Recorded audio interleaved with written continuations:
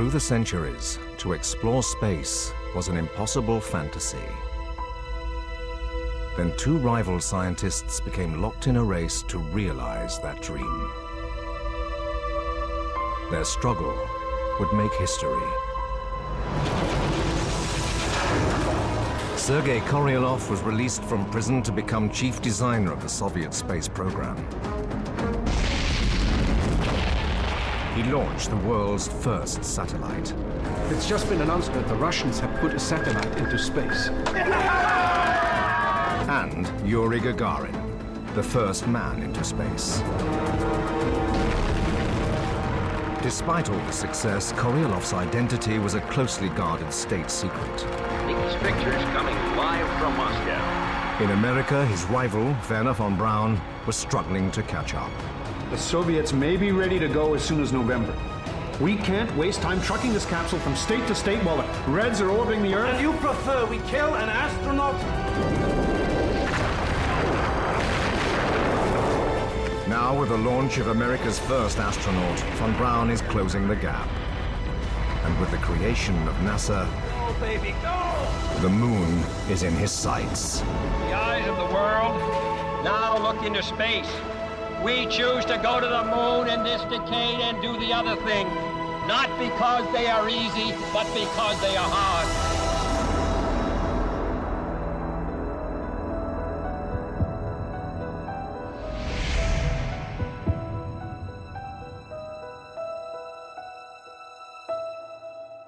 The year is now 1964. Come on. Let's get on with it. Sergei Koryolov's role as chief designer is a well-kept secret in the Soviet Union. While everything done by his rival in America is public knowledge. Project Apollo. Destination Moon. What rocket will take these men and futuristic Apollo craft to their destination? Let's hear about its design from the world-famous rocket designer, Dr. Wernher von Braun. At over 350 feet long, the Saturn V will be a giant among rockets. Its weight, equivalent to a light battle cruiser, will be lifted into the air by a first stage of 5 engines producing over 7.5 million pounds of thrust. Enough to launch over 1,500 Sputniks into orbit. The space age has truly arrived. Space exploration is necessary for a dynamic America and essential for the preservation of peace.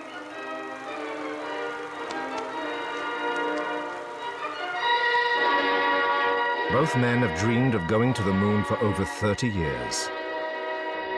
But Korolyov can't win backing for his lunar rocket. The money they must have. We can't even get our plans for a lunar mission approved, never mind the funds. That von Braun is such a lucky devil. First the Nazis, then the American government. You may laugh, Vasily, but he will fly his battle cruiser. And one is unlikely to even lift off the design board. But the Politburo say they want lunar mission. They know we must have a powerful booster like the N1 or the Saturn if we're to do it. Do they? Do they? Really, Vasily? Or do they expect us to pull it out of the bag like we always do?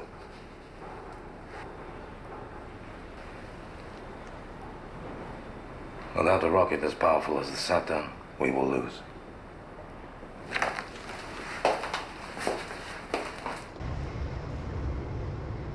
The Saturn's engines work on the same basic principle as all rocket engines, of which this is an example. The crucial part of the design is the injector plate, like a giant shower head spraying fuel into the combustion chamber where it ignites. It's a process that has to be absolutely precise or the engine fails. Allow me to give you an example.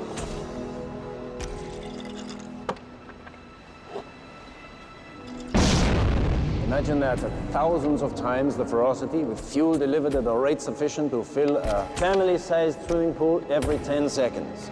That's what we have to achieve on the F1.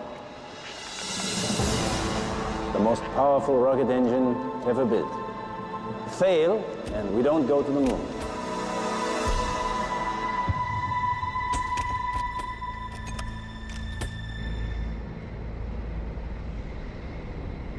So we're testing engine number 008 with injected plate F367. Senior engineer Paul Kassenholz has been testing the engine for the past 2 years. Yes, sir. That's 008 and plate F367. But there are problems getting the ambitious design to work at all.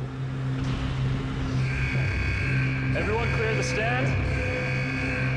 Looks like we're about ready. Trying to get to the blockhouse. Stand by for engine test. Turbo pump sequence initiated. Prepare for engine ignition in 10, 9, 8, 7. Inside the engine, the injector plate is the most critical part of the design. 1. It mixes the liquid fuels together through thousands of tiny holes.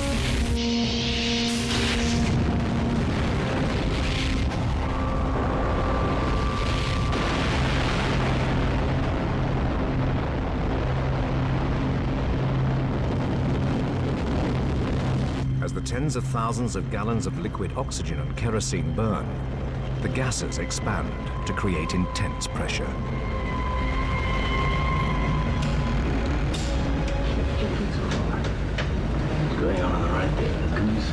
The smallest upset to this smooth mix will lead to a rocket designer's worst nightmare.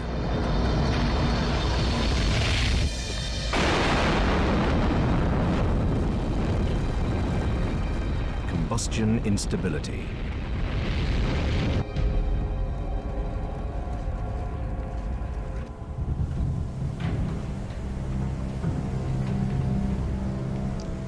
All it takes is the slightest thing.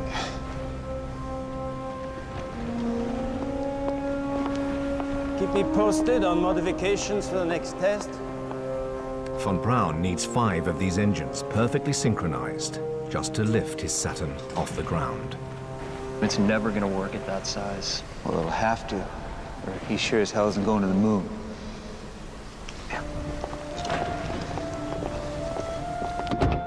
How many times have you tried this? He'll never make peace with you because he's jealous and always has been.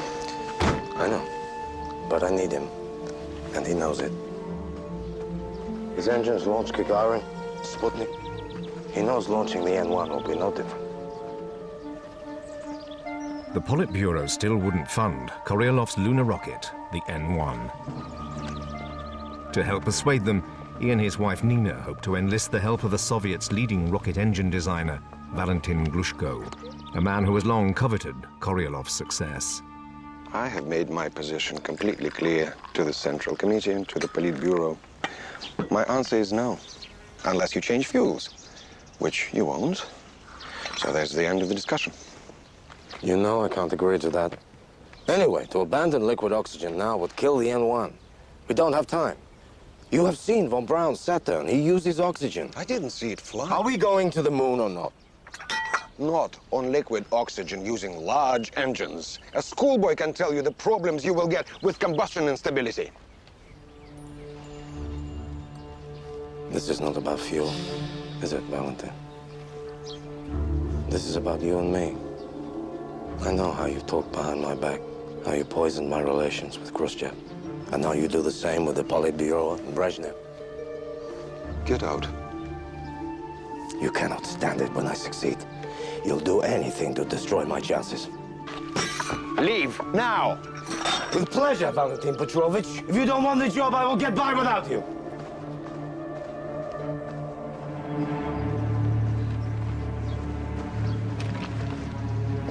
That could have gone better.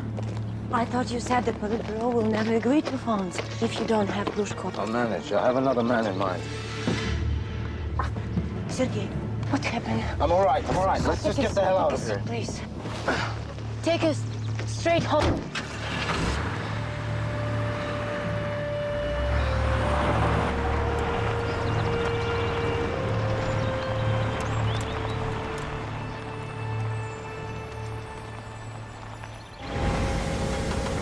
With the entire moonshot resting on the success of his engines, von Braun takes a radical step. A small bomb is planted in the engine to deliberately trigger instability.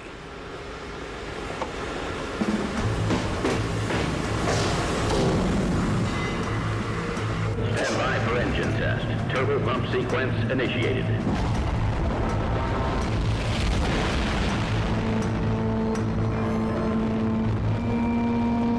If the engine copes with the shock waves caused by the bomb, he'll know he's solved it. Filing charge, mark.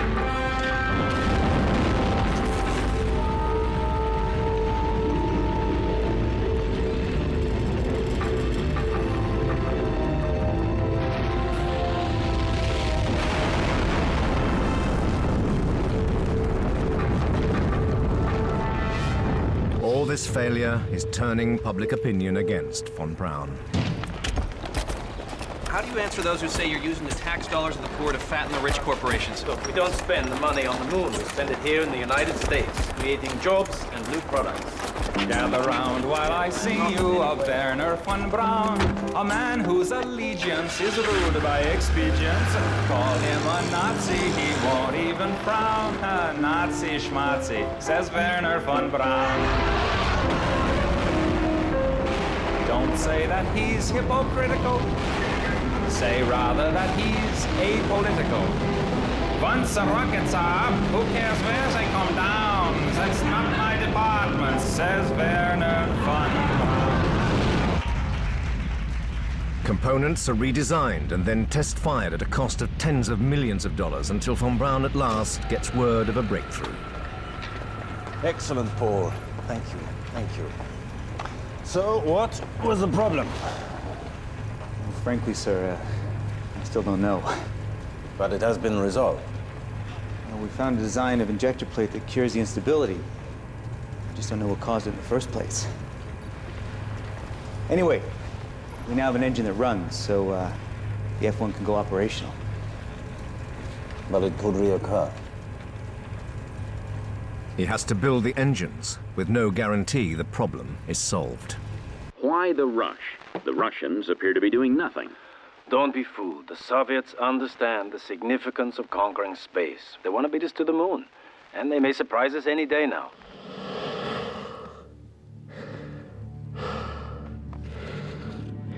This is Diamond One. I'm ready to go out.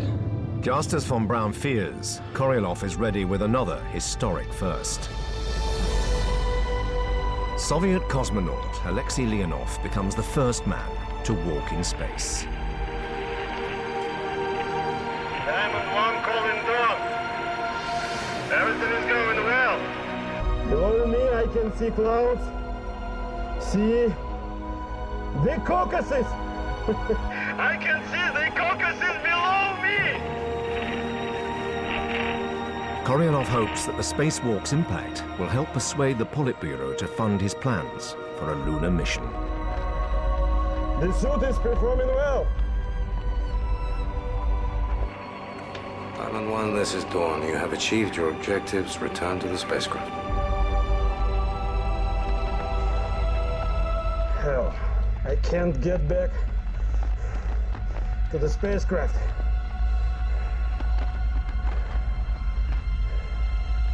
The air pressure in my suit is increasing. I can barely move my fingers in my gloves. I can't pull myself back to the airlock. Leonov's suit is so inflated, he will never fit back through the airlock. Alexei, try using the release valve to manually vent air from the suit.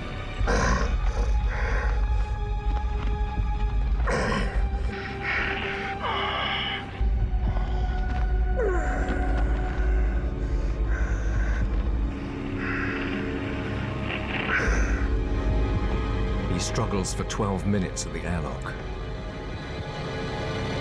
With one last push, he finally manages to climb back into the spacecraft.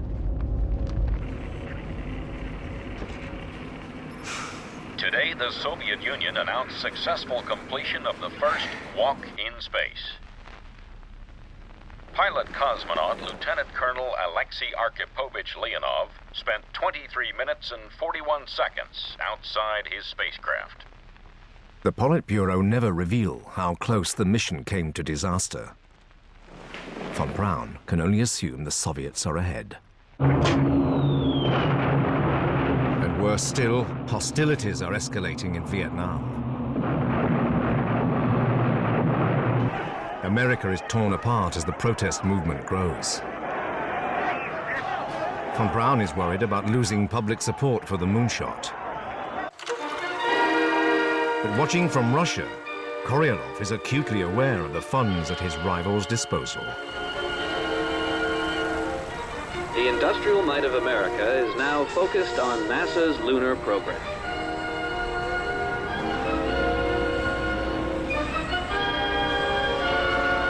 In assembly buildings across the country, the gigantic Saturn V is taking shape.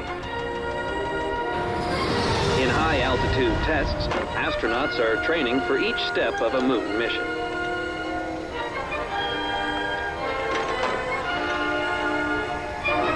In 1965 alone, NASA has been allocated a further $5 billion to spearhead its conquest of space.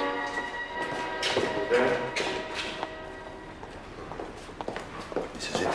I have it. We have approval for a circumlunar flight on the 50th anniversary of the revolution and a manned landing within 3 years. Now, we can move the N1 into full production. Although they have allocated half the funds we asked for. At last, Korylov has the go-ahead to compete directly with the American moon mission, but with only a fraction of the money. He soon finds a replacement for Glushko to design his new rocket engines, Nikolai Kuznetsov. How many engines are you proposing for the first stage? First stage? 24. 24? We'll need 24 to deliver enough thrust.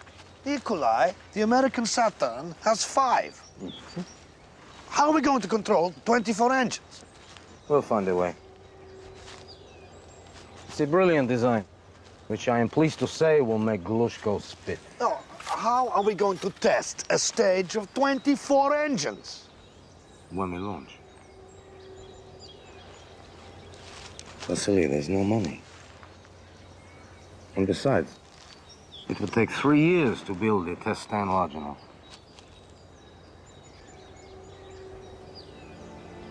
While his lunar rocket is under construction, Korylov invites the cosmonauts to see a mock-up of the capsule that will take them to the moon, the Soyuz.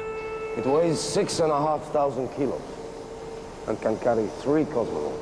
Leonov, Gagarin, and Komarov are his top candidates. The ship has solar panels for extra power, but the most important feature is its maneuverability. Unlike our old Vostok, it can be piloted in space. It can dock with other ships, so it could link and detach to another craft which descends to the moon. Vladimir, take a look. You might be the first to fly.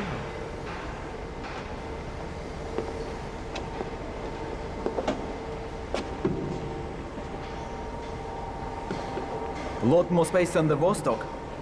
Twice the size. Well, there was some dispute about that. A young designer wanted to make it so small. I drew a chalk circle around him the size he proposed and made him stand in it. We continued our debate. He soon agreed to make the capsule bigger.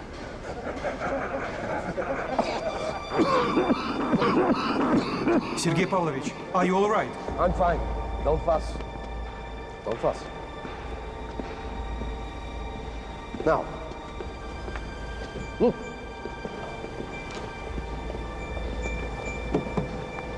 Really, I have to go on.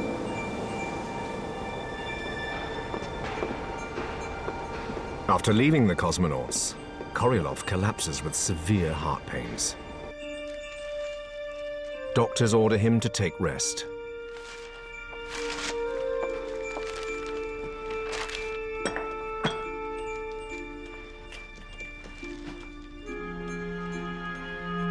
His deputy of 20 years, Vasily Mishin, takes over while he's away. Yes, Vasily, you spoke to the minister, yes. I met him. He says no further funds can be released until we submit a report. Well, of course he'd say that. What do you expect? Sergei, I can't take this. This job is not for me. I'm sorry. I'm going to have to ask to stand up. Please, please, Vazia, calm down. You can handle it. Just tell them to continue with the engine tests. I'll deal with this when I get back. To add to the strain, NASA has developed a new spacecraft called Gemini and is launching manned missions almost every 2 months.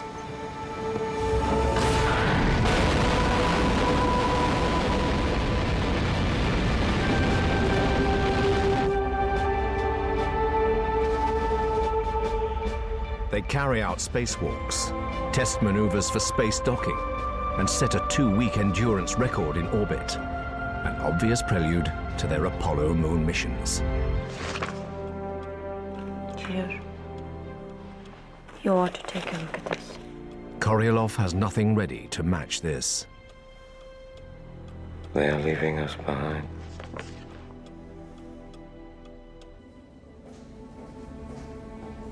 Koryolov is taken in for exploratory surgery. A tumor is discovered.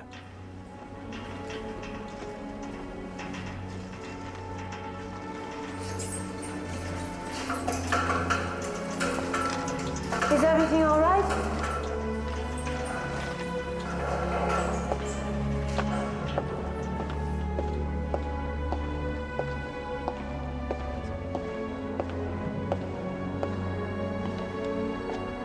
I'm sorry. He's gone.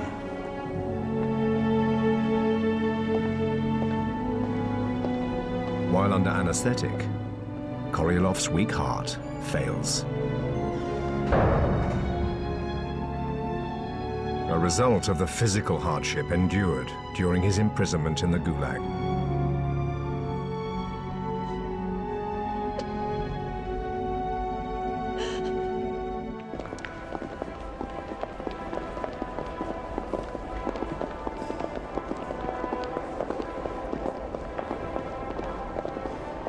After 20 years of anonymity, the Soviet premier, Leonid Brezhnev, decides to reveal the genius behind the Soviet space program.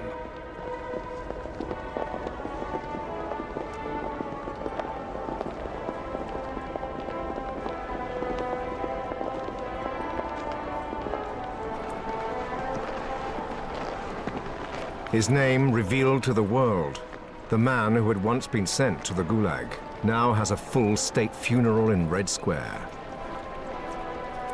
A hero of the Soviet people at last. Even his ashes are preserved in the Kremlin wall.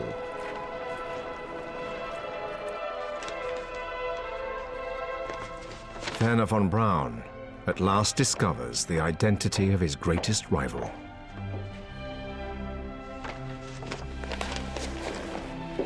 I never knew all this was just one man. How will they do without him? At the Cape, von Braun is soaring ahead. Inside the largest building ever constructed, his giant lunar rocket, the Saturn V, is being assembled.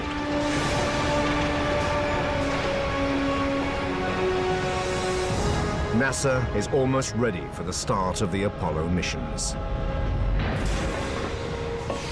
On the 27th day of January 1967, astronauts Gus Grissom, Ed White, and Roger Chaffee are sealed inside the new Apollo capsule for a final run-through on the ground.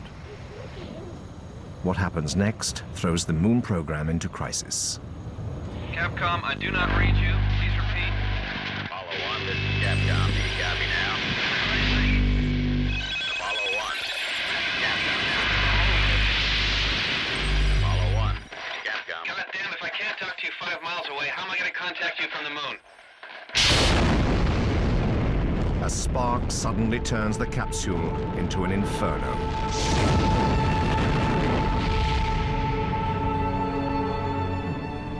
The death of the 3 astronauts stuns America. The spark ignited the capsule's pure oxygen atmosphere. NASA has to go back and painstakingly rework their Apollo capsule from scratch.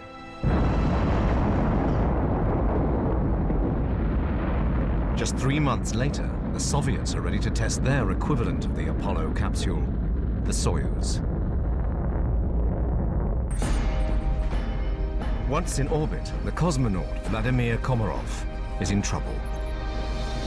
A solar panel fails to open and the craft is starved of power. The panel's not moving. None of these instruments work. We should attempt an immediate re-entry. We keep the power demands down to a minimum. Then... Vasily Mishin, now in charge of the Soviet space program, faces the first big test of his leadership. Only absolutely essential systems to be left on, all others to be switched off. By the 13th orbit, the automatic re-entry systems also fail. Komarov's chances of survival are slim. His only hope, to pilot the stricken craft home himself. Convinced it's an impossible task, Komarov's wife is called in to say goodbye.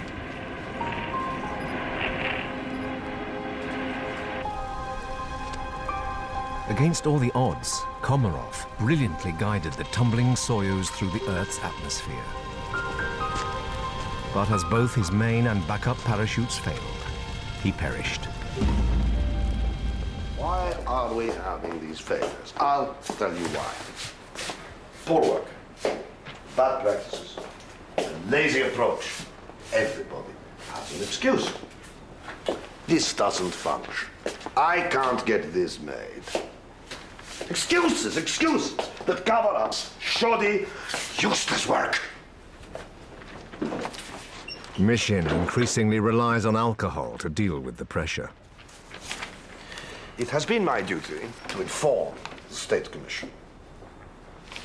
Inform them that this third failure means it is now not possible to celebrate the glorious 50th anniversary of the Bolshevik Revolution with a manned flight. The cosmonauts complain about Mishin to the Soviet leadership, citing his failings as impatience, rudeness, and poor knowledge. But nothing is done. 2 months later, Gagarin himself dies, killed in a flying accident.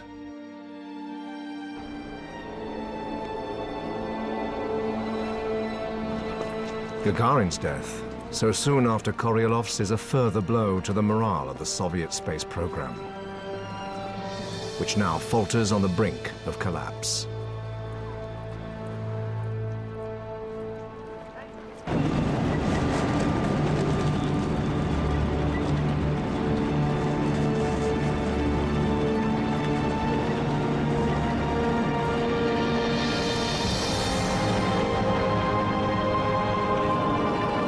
In America, von Braun is ready for a test flight of his Saturn V rocket, an unmanned dress rehearsal for the real thing.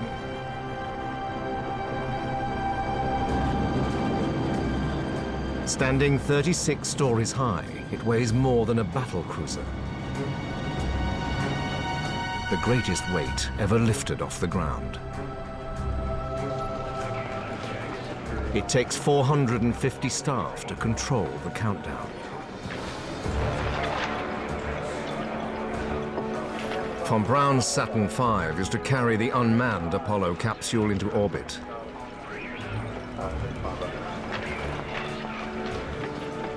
For safety, the press are held behind a 3.5-mile exclusion zone.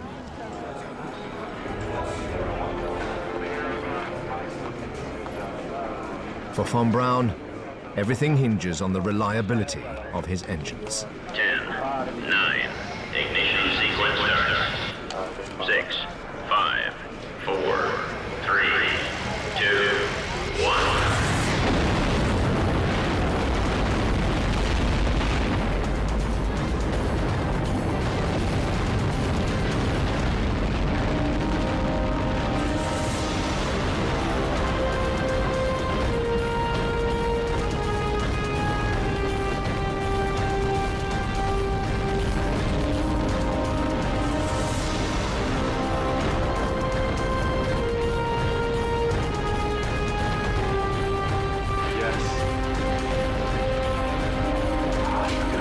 the exception of a nuclear bomb blast, the Saturn V is the loudest man-made object ever built. It registers on earthquake sensors across America.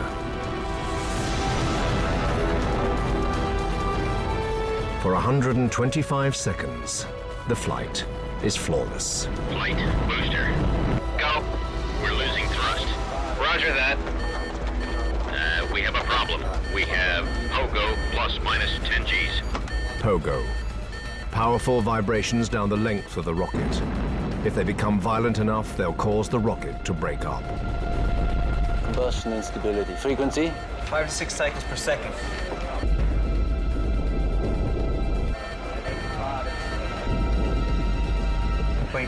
Wait, it's over. Stage 1 separated.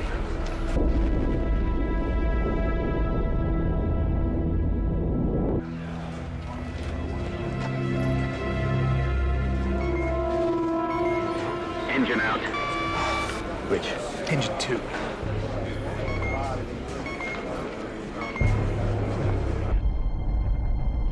Another engine out. Flight booster. Oh my God. Go. We've got engines 2 and 3 out. Oh, she's falling. Booster, it's your action. You go for abort?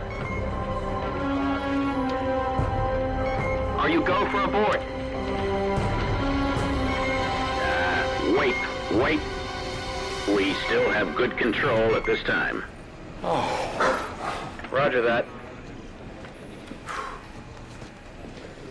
Although the Saturn limps into orbit, von Braun cannot risk a manned flight until the engine problems are fixed. The Soviets also have engine problems. Their new designer Nikolai Kuznetsov has been forced to add extra engines to provide more thrust. The first stage now has 30.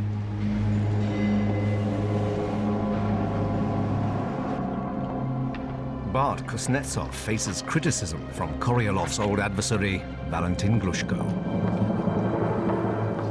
During the static firing of the NK-15, there was a partial blowout of the combustion chamber. Comrades, we need not go any further. At this stage, I wish to propose redesigning the N1. I have plans that would utilize our proven RD-235 engine. Ignoring Glushko's opposition, Koryalov's dream rocket, the N1, makes a fleeting appearance on the pad.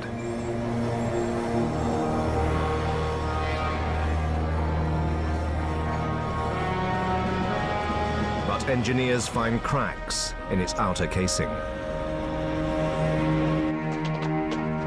Werner.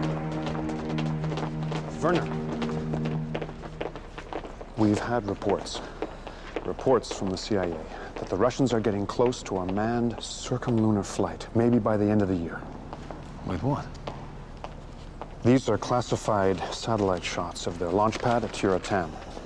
They show a Saturn-sized rocket. We feel that the next Saturn V Apollo launch, Apollo 8, should take a crew around the moon. What's insane? We won't have test flown a Saturn since we had the engine failure and Pogo problem. Yeah, I know, but we can't take the chance that they do it first. Whoever sends men around the moon will have as good as won the race. It will be a massive propaganda victory. That's some proposition to commit human life. Well, maybe if we'd taken a little more risk before, we would have got an American up there first.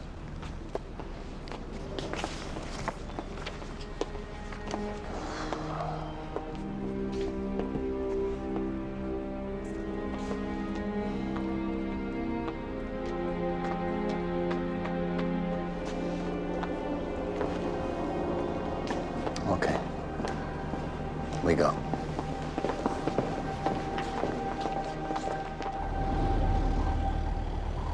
Unknown to von Braun, without Sergei Koryalov, the Soviets are floundering.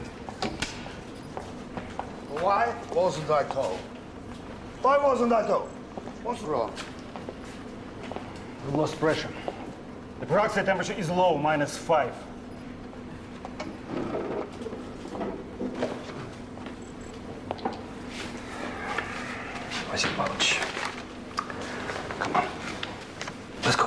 I'm not going anywhere.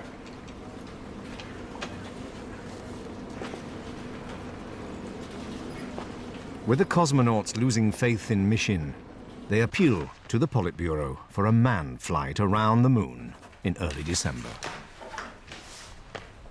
They are prepared to gamble their own lives to beat the Americans.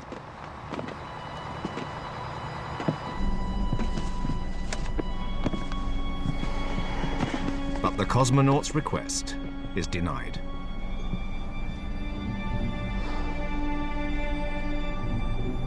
Good luck, Americans. Good luck.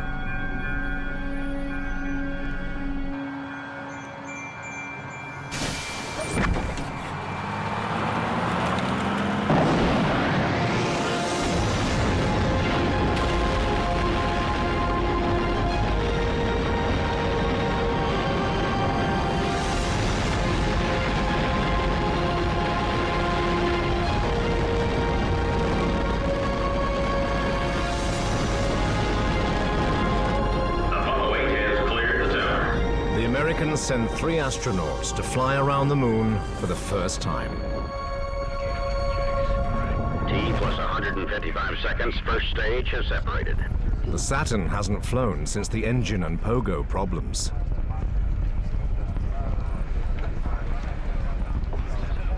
Apollo, you're looking good. Your trajectory and guidance are go. Thrust is fine. Engines are fine. Once the rocket stages drop away, a critical step is TLI, translunar injection. The final engine burn to set them on a course for the moon. Apollo 8, your go for TLI. Roger, understand. We are go for TLI.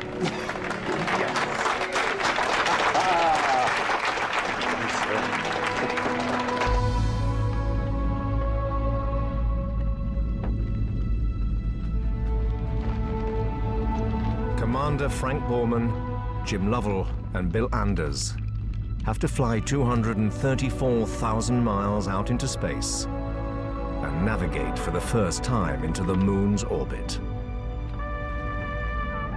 On Christmas Eve, the crew of Apollo 8 become the first human beings to look down on the lunar surface. As they disappear behind the moon, all radio contact is lost.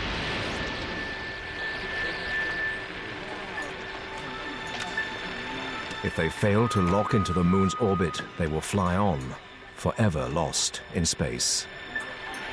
Apollo 8, come in. Apollo 8, this is Houston.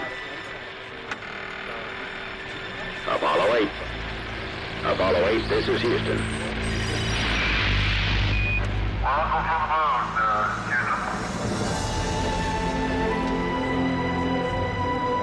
Suddenly, as they emerge from the far side of the moon, a sight unseen by human eye. The rising Earth, shining over the moon's bleak surface. The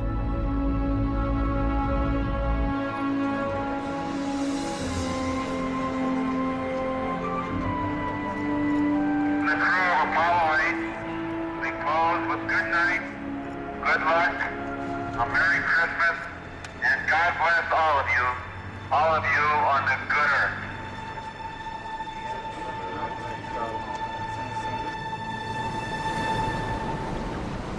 The crew of Apollo 8 came within 70 miles of the moon's surface. The next step is to actually land a man on the moon.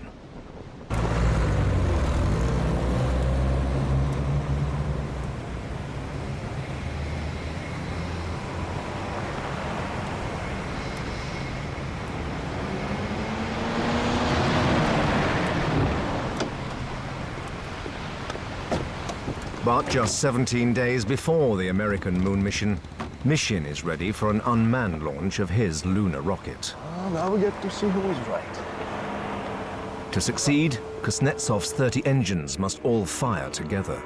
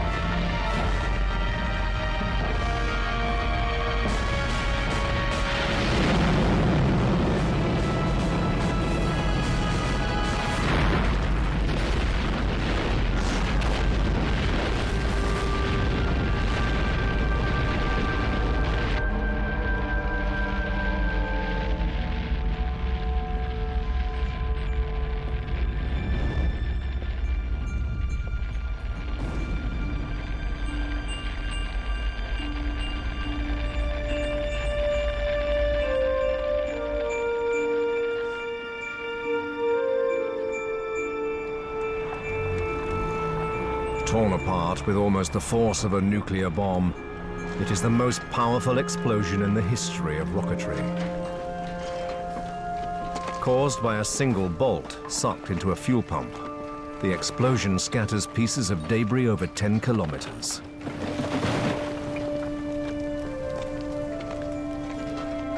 The failure is a state secret for 20 years.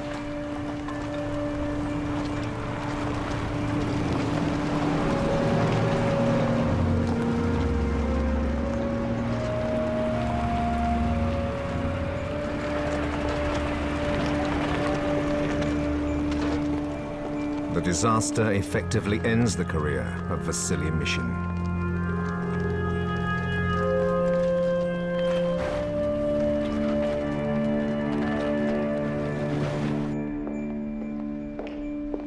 In America, one last detail before the moon landing: choosing the flag.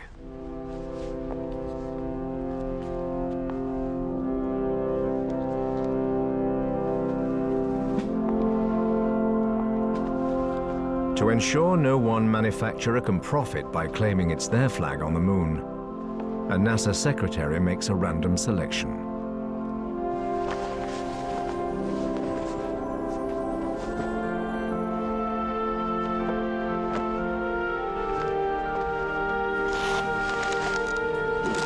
On the 16th of July, Commander Neil Armstrong, Edwin Buzz Aldrin, and Michael Collins, the crew of Apollo 11, make their way out to the pad.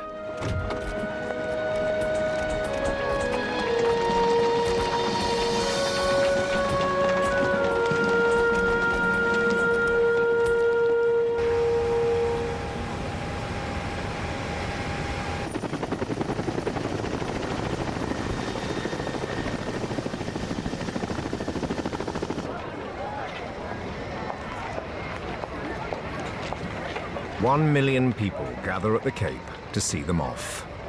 Across the world, 500 million are watching.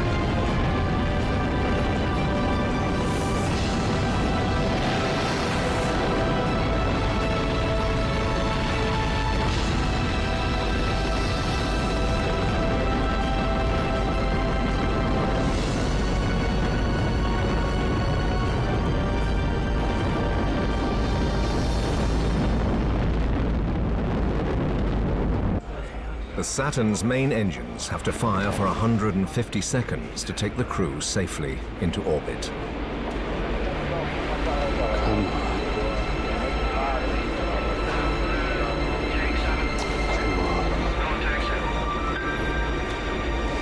Hold together, hold together.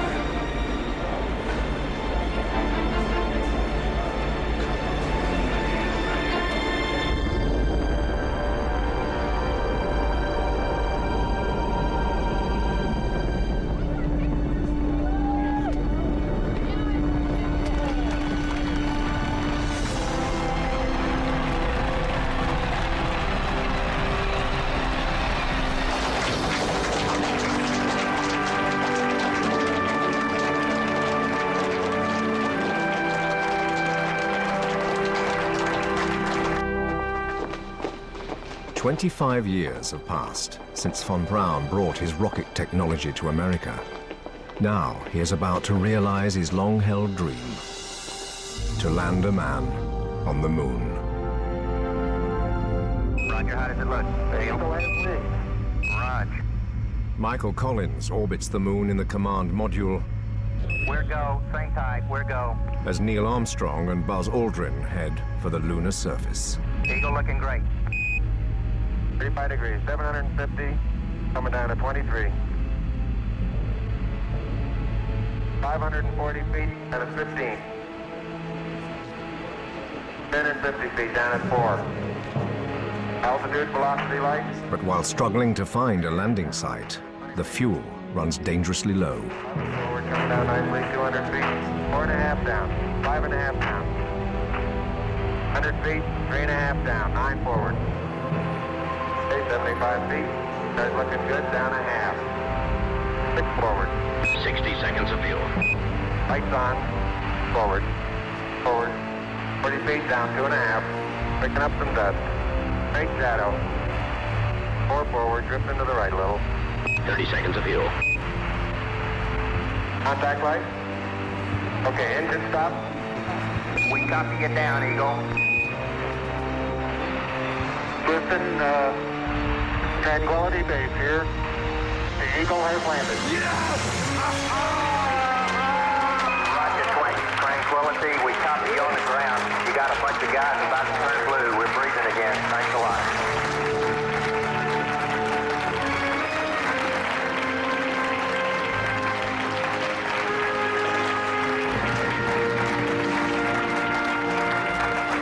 Although the surface appears to be very, very fine-grained as you get close to it. It's almost like a powder.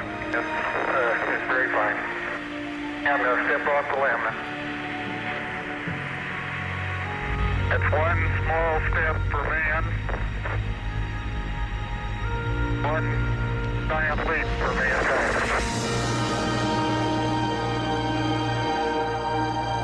While Armstrong and Aldrin are on the moon, a Soviet probe, sent in a last-ditch effort to steal some glory, overshoots their landing site. It crashes in the appropriately named Sea of Crises.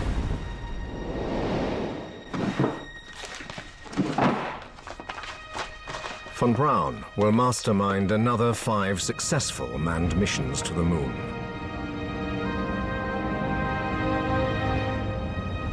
His greater vision of a base on the moon and manned flights to other planets is yet to be fulfilled.